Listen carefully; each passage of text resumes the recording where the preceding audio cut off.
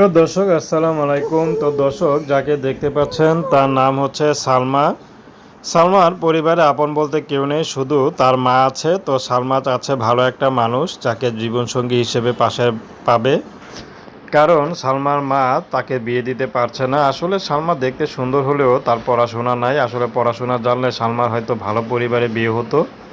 তো যাই হোক, সালমার বাবা আগে বাজারে সবজি বিক্রি করতো। তো সালমার বাবাটা মারা যায়। মারা যাওয়ার পর তার মা কয়েকদিন সবজি বিক্রি করে তারপরে সংসার চালাতো। তো এখন আর সবজি বিক্রি করে না। আসলে মেয়ে মানুষ, রাস্তায় থাকাও ঠিক না।